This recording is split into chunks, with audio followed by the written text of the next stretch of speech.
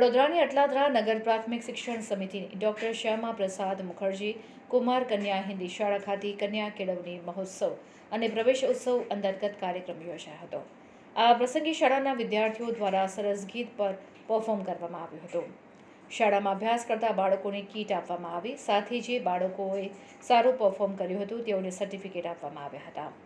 આ પ્રસંગે શિક્ષણ સમિતિના સભ્ય નિશિત દેસાઈ, સભ્ય કિરણભાઈ સાળુંકે, સ્થાનિક કાઉન્સિલર મનીષ પગારે, કાઉન્સિલર સ્મિત પટેલ, રીટા સિંહ, ટ્વિંકલબેન ત્રિવેદી સહિત જયદીપભાઈ, સિલોક્સ કંપનીના મયંકભાઈ, વોર્ડના મહામંત્રી હાર્દિકભાઈ પટેલ, વોર્ડ નંબર 12ના પ્રમુખ મહેન્દ્રભાઈ રાઠોડ, મહામંત્રી વેંકટ જાગીદાર, પ્રિન્સિપલ ગિરીશભાઈ વગેરે હાજર રહ્યા હતા।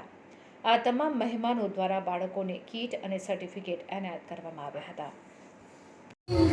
આજરોજ અટલાદરા શ્યામા પ્રસાદ મુખર્જી શાળાની અંદર કન્યા કેળવણી અને બાળ મહોત્સવ માટેના આ કાર્યક્રમની અંદર અમે આજે ઉપસ્થિત હતા। સ્કૂલનું સંચાલન એટલું સરસ મજાનું હતું। આપણા અધ્યાપકો, જે શિક્ષકો છે અને મુખ્ય શિક્ષક બધા જ લોકોએ એક સાથે મળીને બાળકો સાથે એટલું સરસ મજાનો આ કાર્યક્રમ અહીં આગળ થયો છે। આ કાર્યક્રમની અંદર ઉપસ્થિત અમારા વોર્ડના કાઉન્સિલરશ્રીઓ, અમારા વોર્ડની સંગઠનની ટીમ અને મારા સાથી સભ્ય કિરણભાઈ, જેઓ આ સ્કૂલના વાલી સભ્ય છે, અને સાથે સાથે આ સ્કૂલની અંદર વાલીઓ મોટી સંખ્યામાં ઉપસ્થિત રહ્યા હતા।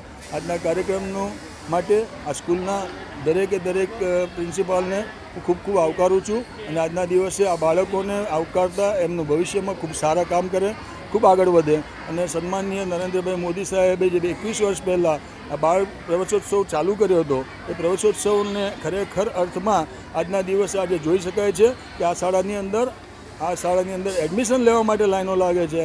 પ્રિન્સિપાલોએ ના પાડવી પડે છે। અત્યારે જ બેને મને કીધું કે અમારે સ્કૂલમાં ના પાડવી પડે છે। આવા સંજોગો જ્યારે સરકારી શાળામાં ઊભા થાય ત્યારે સમજવાનું શિક્ષણ એક આગવી ગતિ લઈ રહ્યું છે।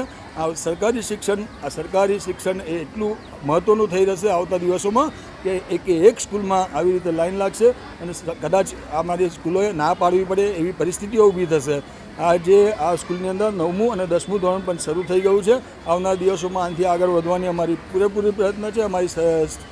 અમારી જે સમિતિના પૂર્વ ઉપાધ્યક્ષ અને આજના સાંસદ ડૉક્ટર હેમાંગભાઈ જોશી સાહેબ, અમારા અધ્યક્ષ મિનેશભાઈ પંડ્યા સાહેબ, શહેરના મેયર પિંકીબેન હોય કે અમારા બાળુભાઈ શુક્લ હોય કે અમારા સન્માનીય અધ્યક્ષ ડૉક્ટર વિજયભાઈ શાહ સાહેબ હોય, એ દરેક જણા શિક્ષણના ક્ષેત્રમાં ખૂબ આગળ પ્રગતિ કરે, શાળાઓ એના માટે કટિબદ્ધ છે।